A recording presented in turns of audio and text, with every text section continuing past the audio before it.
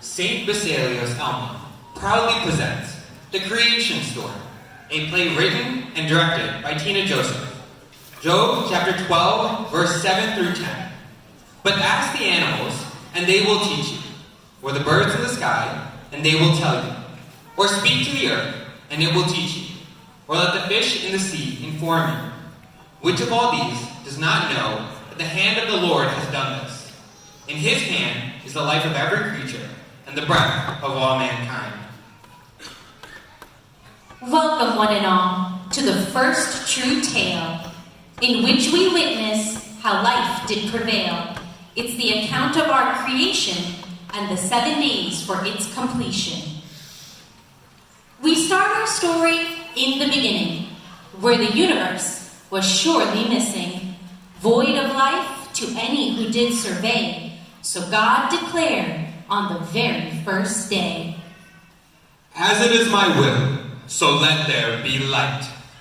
The darkness shall cleave from that which is bright. The light called day from the darkness called night. And so it shall be for all to see right. So ended the first day, and God was pleased, as he took stock of all he had conceived, but thought more could be done to help life's way. So God did declare on the second day, Let there be skies in the heavens so high, with clouds truly white, and with room to fly. I commanded so to stay asunder, water above from that which is under. Now clouds, while fluffy, could be quite frightening, because while they are the source of lightning, they rumble and grumble and can bring gloom, especially when the thunder goes.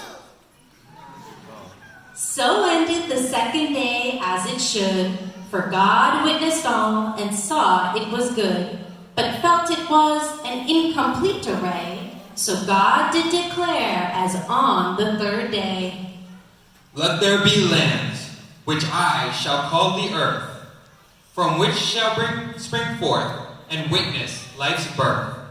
As the fertile lands do come together, let the earth be the source of life's tether. Let there be seas, as the waters unite. May they flow together as blue and white. It shall be a place where creatures abide, as they move along with the waves and tides. Let there be plants and flowers to take root, and those that bear grain, and those that bear fruit. The land shall be bathed in colors pristine, the leaves and stems all different shades of green. The waters of the sea moved like a flash, swishing and swaying with even a, while the earth so beautiful and so round spun its way without so much as a sound. And the oh so many flowers did bloom, too many to count, the land it consumed. So ended the third day of formation, and God was content with his creation. But as always, God's mind began to sway, so God did declare as on the fourth day, Let there be stars, which appear in the sky. They shall shine bright as my own mind's eye, and shall separate the night from the day, the stars but a glimpse of heaven's display. Let there be sun, the largest of all, to rule the day, and all its light befalls. The sun's light shall be where life first does feed. It's all that's needed for those who take heed. Let there be moon in the darkness to shine, to dance with the sun as if intertwined, to rule over the night, luminous and pale. The darkness may creep, but to know of it. The stars across the sky God did sprinkle, so many, in fact, I hear of. While the sun did burn so hot and yellow, shining in the sky, a happy fellow. The moon, meanwhile, while with its so peaceful glow, slept in the sky almost as white as snow.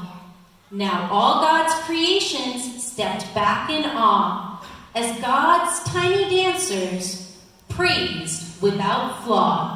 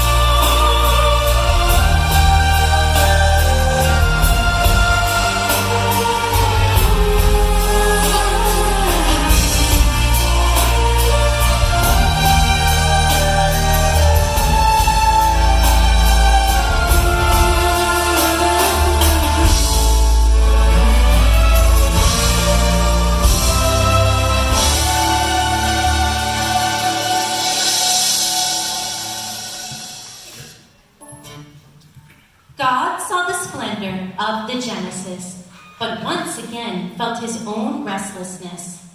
He felt there was more he could convey, so God did declare as on the fifth day, "Let there be fish to fill the seven seas, all shapes and colors, to glide with such ease, covered in fins, gills, and scales shining.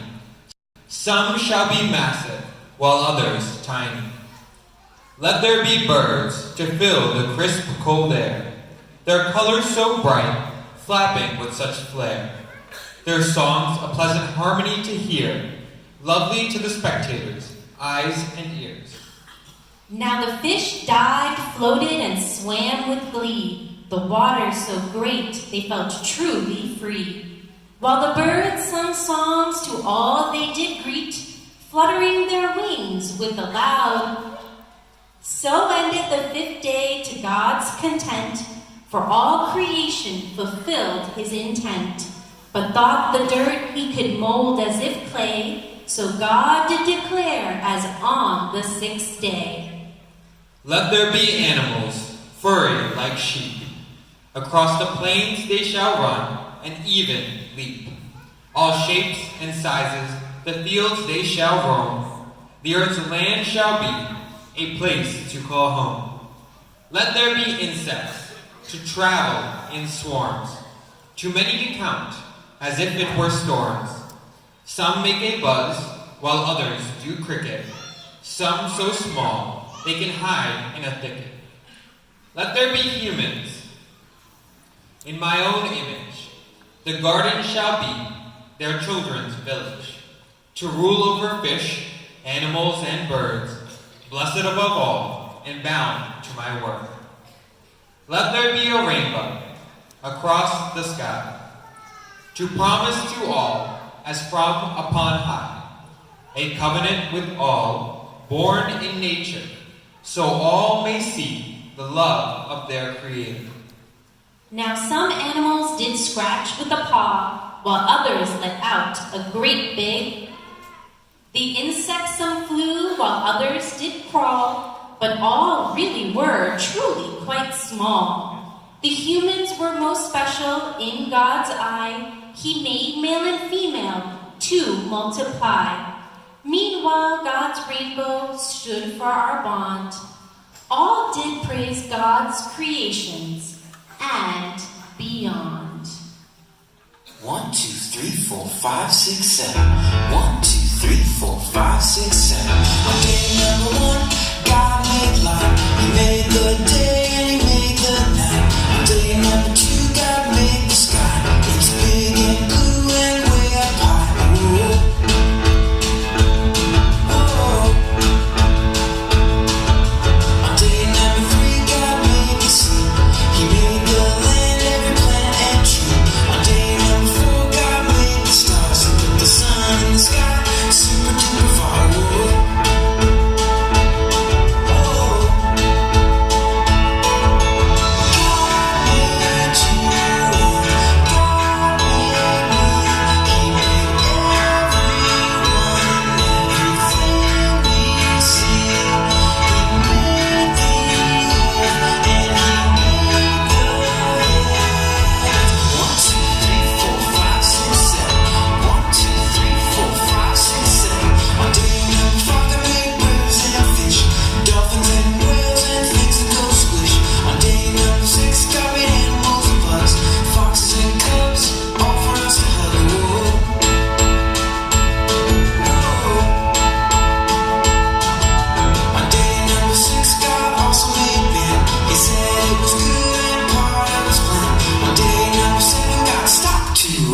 He saw what he made, it was his best. Me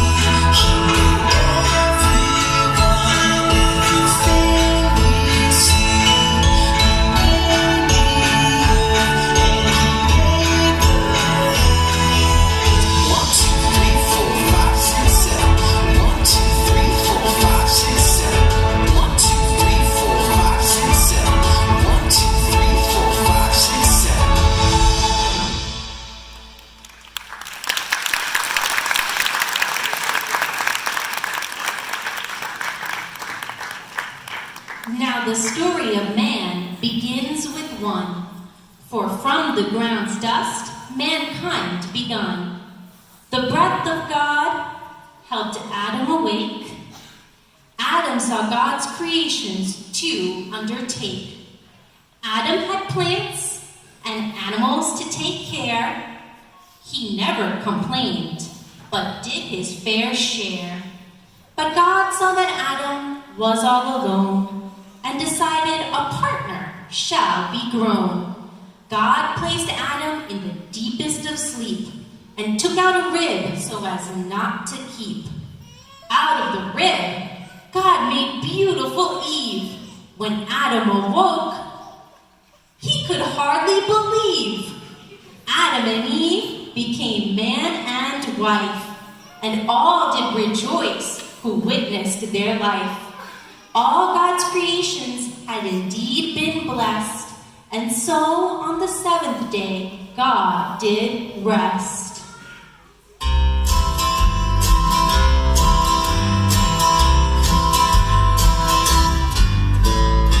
Adam and Eve,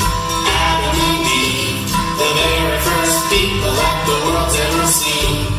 Adam and Eve were made in the image of God. Now Adam, he was the first one around. God made him from the dust of the ground. He gave him a job and he gave him his life, but he didn't yet have a wife. Now it wasn't good for Adam to be all alone in the garden, you see. So God put Adam in a real deep sleep. He didn't even need to count sheep.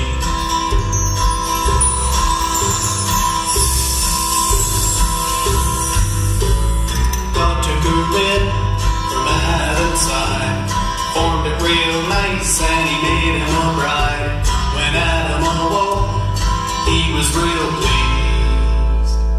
Woo! That's how the Lord made Eve.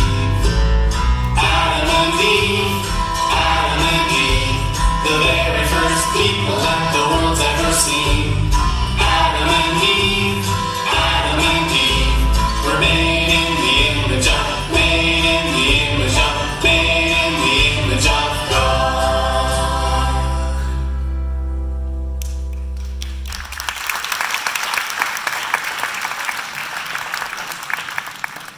And so, boys and girls, our story is done. We hope you enjoyed it and had some fun. As keepers of earth, I surely do pray, for it's your job alone to keep earth this way.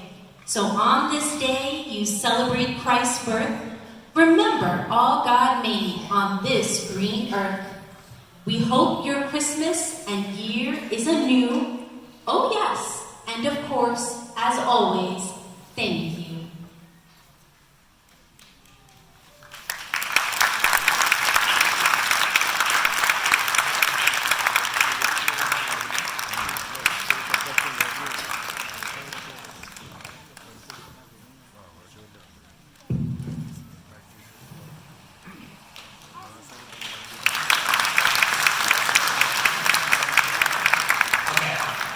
I think we could do one round of applause.